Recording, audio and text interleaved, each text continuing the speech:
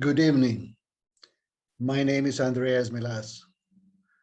We're here celebrating the 1821 bicentennial. It is commendable that American Hellenic Foundation of Western Pennsylvania, University of Pittsburgh Nationality Rooms, and the European Arts Center of Greece are celebrating the Greek Revolution of 1821, as well as Cyprus 1821 to 2021, with a tribute to the Cyprus heroes starting July 7 to 11, 2021. Included in this celebration is a 9th of July 1821 in Nicosia, Cyprus poem by Vasilis Michaelides that will be recited July 9, 10, and 11. I'm honored that I've been asked to introduce this poem by the chairman of the Hellenic American Foundation of Western Pennsylvania, Dr. Yannukakis, and I'm deeply indebted to him for all his support and encouragement. For me personally, this poem has been in my culture, in my mind, all my life. When I was a child in Limassol, Cyprus, only a block away from where I was born and raised, there is a park dedicated to Vasilis Michaelides with his bust and some of his memorable lines. Even more, during the last 8 years, I've been inspired by the contributions and the participation of Hellenic Cypriots in the wars of liberation to form modern Hellas. And I published a book called 3 Hellenic Cypriots. The first one was a distant relative to my grandfather, Mayor Christodoulos Sozos of Limassol, who died a hero in 1912, fighting for the liberation of Ibiros. The second one was Archbishop Magarios II, and the third was a Boston Marathon winner, Stylianos Kyriakidis, that I also had met when I was a child. As proof that we still have the Greek Cypriots, Hellenic Cypriots, participated in the 1821 War of Independence for Greece, we have this flag that is held in the Greek War Museum in Athens. It says, Σημαία Ελληνική, Greek flag, Patris Kypros, fatherland, Cyprus. Let us begin with a historical background. Hellenes peacefully settled in Cyprus starting around 1500 BC, over 4,500 years ago. Hellenic people and culture survived all these years despite numerous conquerors. Then 1570-71 AD, there was a massive Turkish invasion and conquest of Cyprus by Ottoman Turkey. What is not well known also is that Hellenic Cypriots during Ottoman Turkish rule were brought to near extinction. By the end of the 17th century, there was only about 30,000 Hellenic Cypriots surviving. Today, there's close to 1 million. What is also important to point out is that the leader under the Ottoman Turks was the Greek Orthodox Archbishop, and he had a lot of authority. Then in 1821, Greek War for Independence began after 400 years of slavery. Archbishop Kyprianos, who was the leader and who had become a member of the Philiki Ederia and had agreed to support the Greek War of Independence, was forced to agree to a peaceful disarmament, and indeed, the Greek Cypriots surrendered all their guns and whatever they had. Then in May of 1821, a strong Turkish army occupied Cyprus and committed atrocities. 2 months later, there was the capture and slaughter of nearly 500 clergy and laity on July 9, 1821. All these have historical proof as indicated by Spiridon Trikoupis and others. Later on, not 1821, Hellenic Cypriot poet Vasilis Michaelides, born 1849 to 1917, wrote this magnificent poem. Vasilis Michaelides was born in Lefkoniko, Cyprus, which now is under Turkish occupation, to a religious family. His uncle was the Bishop of Gideon. As a young man, he went to Italy to study, and on returning, he voluntarily participated in the 1878 war that liberated Thessaly from Ottoman Turkey. After that, he returned to Cyprus and settled in Limassol. He was close to Limassol Mayor Christodoulos Sozos, who volunteered and died December 6, 1912 at Byzantine Choir. He was devastated by Sozos' death, became an alcoholic, and died penniless. What I found important to understand the plot of the poem was a book, 1888 book by Kyprianos that was published in Alexandria, Egypt, that recants the tragic events of July 1821. The poem was written around 1890, maybe later, and what is very unusual, it was written in Cyprus spoken language. It uses ancient Greek 15-syllable iambic meter. For those who don't know iambic meter, it's a up and down meter. The poem consists of 56 10-line stanzas. Yet, it has a realistic plot and dramatization as to what happened, although we do not know all of that. Also important to note is the order to execute came from the Sultan in Constantinople. The protagonists were Archbishop Kyprianos, Koroglou, who is an unknown historically, but Michaelides called him a man with a good heart, and then the Turkish governor. This is an epic poem in many ways. It's not a threnus, it's not an elegy, and it has multiple messages. Just for purpose of understanding, in this poem, Romni and Romiosini refer to Greeks. What is also interesting for me when I was writing the three Hellenic Cypriots is that there was no complete translation and commentary on this poem in English. And I felt that was a sorely missing thing that had to be done, and that I did some 6-7 years ago. I had to change a few things to make it more understandable and relevant to today's American and English-speaking world. And instead of just using the July 9 title, I put a more different title, Slaughter Us All and Make a Bloody River. This is available now from Amazon.com. Here is a photo of it. I chose the blood red to show the blood that was spilled. The poem's plot. Secret winds from Turkey bring summer storm, very unusual and ominous. Archbishop Kyprianos' refusal to leave was the Christ-like stance.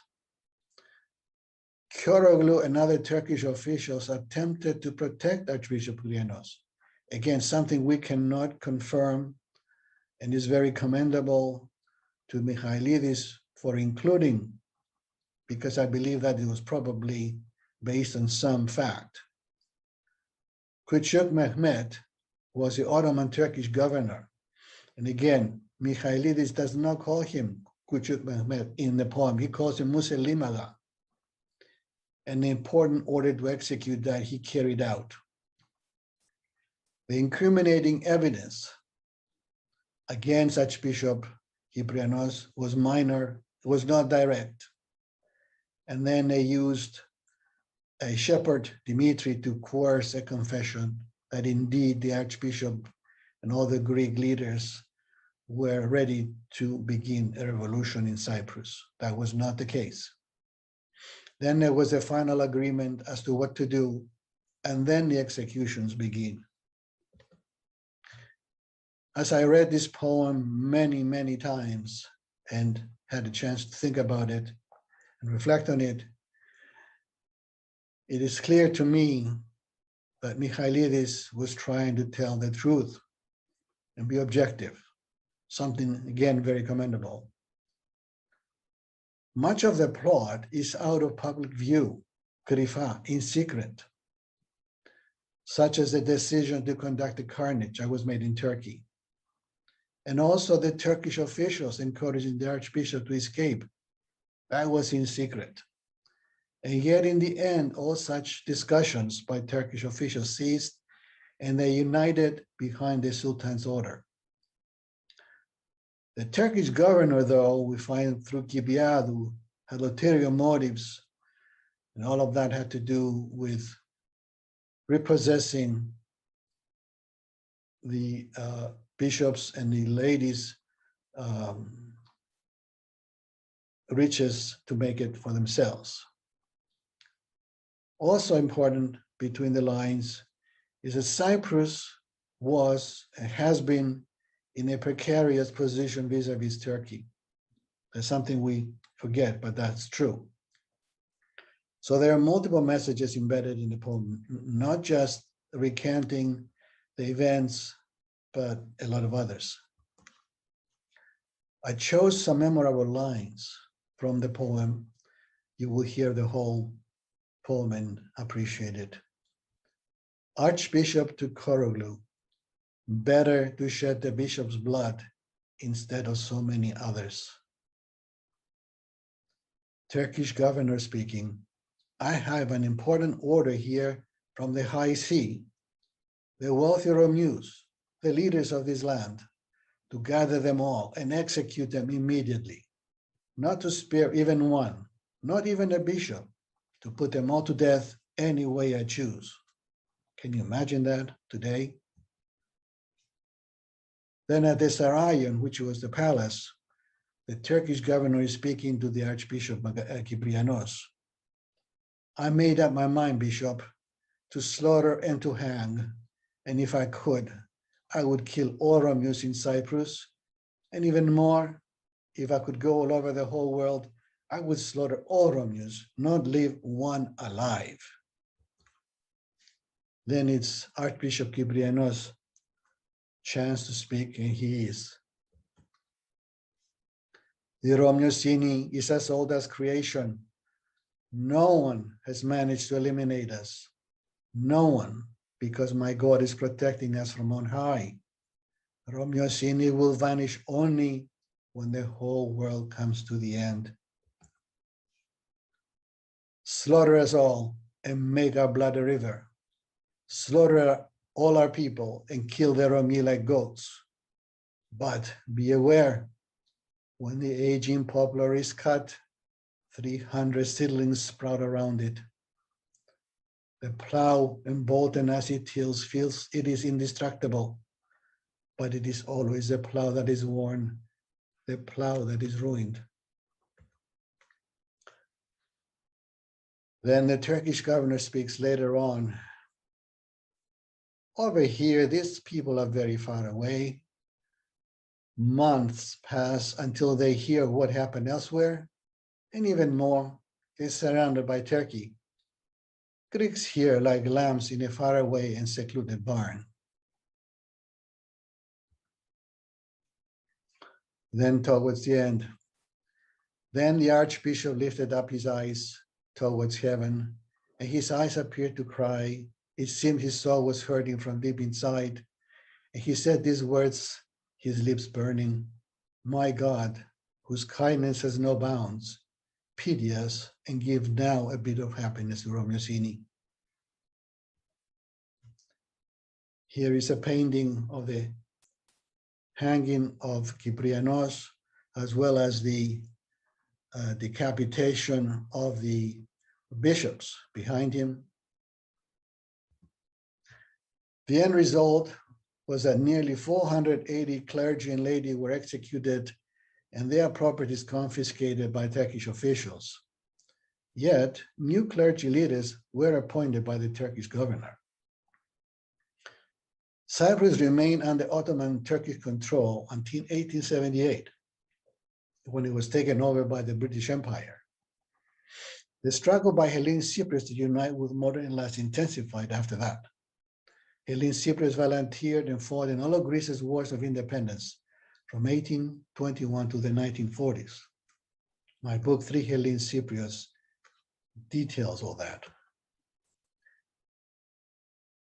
Still, we have Turkish interventions in Cyprus.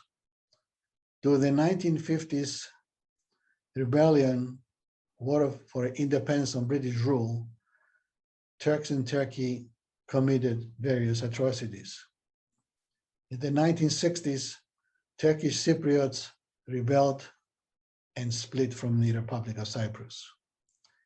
1970s, Turkish intervention, military Turkish intervention, with ethnic cleansing that happens to persist to today, and 4 separated regions that remain to this day. Yet there were intercommunal discussions for the last 50 plus years with absolutely no results. Now here we are in the 21st century. The finding of hydrocarbons around Cyprus became a new source of Turkish aggression.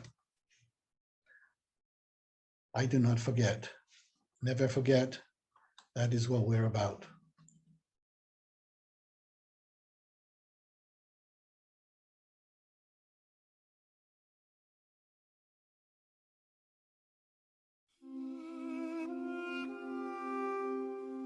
Truth be known, Cyprus already had its secrets, when in Turkey the winds secretly begun to blow stronger.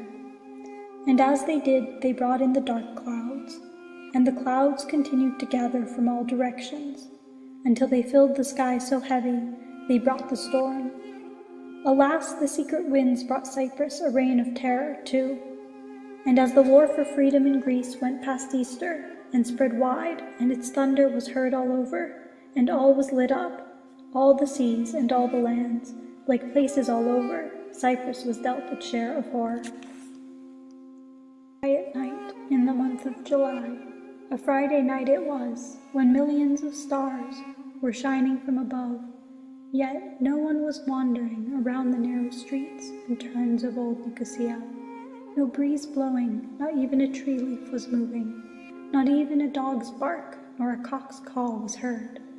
It was a quiet night, a depressing night, that made you think it was hiding from God's judgment. In such a quiet night, the Turkish leaders locked inside the Sarayan were holding a great council.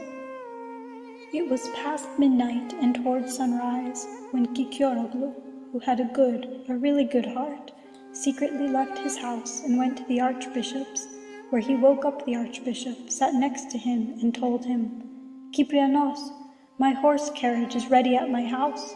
My carriage is in place and ready to go, Kyprianos.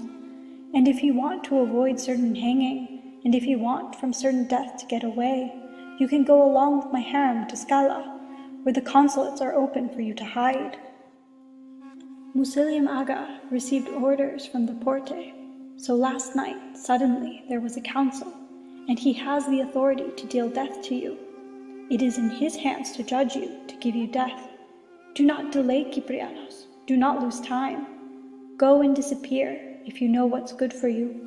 You must go, because if you do not, without a doubt, if sunrise comes and you are still here, you will hang dead, or dead on the stake. Get up and let us go quickly. the carriage is waiting." Kyprianos looked down for a little while, and as he was somewhat tempted, says, "I do not wish, Kyrioroglu, to leave the city, because if I do, the disaster will be even worse. I choose to stay, even as they will kill me. Let them kill me, so that others will live on. I am not leaving, because my disappearance will bring certain death to the Romeus of this land. I will be putting the rope around the neck of my people. Better to shed the bishop's blood instead of so many others." Kyrioroglu then repeats, "I feel sorry for you, bishop, because if sunrise finds you in this city, your head will be the first to fall. A big dark man left an hour ago, and climbed over the wall and into the street, and is going to Larnaca, to the foreign consulates. They brought for him, and he wore a suit like those of the Vasilis, raggedy, ugly, mixed up, and raggedy boots on his legs, in case anyone recognizes him in the street." "Thank you, Kyrioroglu," said the Archbishop. "I can see your mother's milk was good, but leave now before they see you and brand you a traitor." Kyrioroglu then said, "If you do not want to be afar, let us go to my house. Do not stay here." "I wish to stay, Kyrioroglu, even if I die." Kyrioroglu was trying hard to do a good deed, but all his efforts were in vain. Time was running out, and he should not stay there, so he left sorrowful and regretful. The night was getting even shorter. The eastern sky was turning more reddish yellow, and as it became that bitter Saturday morning, the wooden bell was heard. Kyprianos went outside bearing his pain, and went into the church and made the sign of the cross. And that he did as the church liturgy began, and he stood full of sorrow, and as he was almost tempted, he went and knelt before the icon of the Virgin Mary, and he mumbled something and started crying. He stood still, he did not move, as if he was nailed there, kneeling, afflicted and with his arms crossed. He got up only when the Holy Communion was given out, and as he stood there with tears in his eyes, he adored the Virgin Mary icon 3 or 4 times, as if he was saying goodbye to all the world and people. He asked for forgiveness by all and went inside the holy altar, and there he received communion, and then he stood there, looking like he was dead, about to be buried. You would think he lost all his blood. He came out of the church along with his followers, and immediately was surrounded by Syrian Turks. He gave them right away a terrifying look, as his eyebrows were showing his anger. They just stood there, stunned by his anger, as if their mouths were shut tight.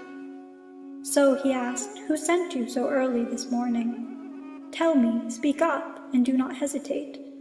And in case you pity me, my heart is like a rock. Tell me what you want. Do not feel embarrassed." "We came to arrest you. We are on orders by Muslim Aga, the governor of this land." He said, "If you are milk-fed properly, stop, wait for me for 5 minutes." And who knew what he was hiding inside of him? He left in a hurry and went to his quarters, and lit a candle and put some papers on fire. And then he turned and said, "Let us go, men, now that I finished my affairs as I wish. Take me, and we go as you were ordered to do. Take me to put me, an innocent man, to my death. Take me and put me to death for no reason at all." So with some to his right, others left, back and front, surrounded he was, they went on their way. Muselim was sitting with the other high officers in the Serayon, and he said to the other bishops, "I heard the 3 of you and your militant leader, along with the leaders and the wealthy here, promise to the Romeus on your life, to not let Romeus here remain slaves no more." Even as he was still not finished speaking, the Turks brought the Archbishop to him. He indicated with a turn and nod of his face to one of the swordsmen to come near him, and he leaned over and said in his ear, "In 2 minutes, close shut all 3 doors of the city, lest the Romei escape and go to the mountains to hide. Outside Serayon, keep the crowds away. Inside Serayon, all the Turks to be doubled armed, and the armed men and the headsmen ready on the double." Then he turns and says to the Archbishop, leaning down, his eyebrows crossed and looking horrific, "Archbishop Kyprianos, militant leader of the island, I wanted to tell you I have my orders from the Porte, and I have the sealed order.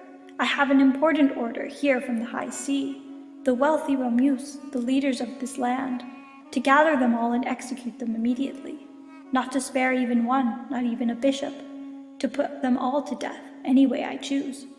He said, Muslim Aga, the good Muslim that you are, you have in your hands the order from on high, and you have such an order, how can you do otherwise?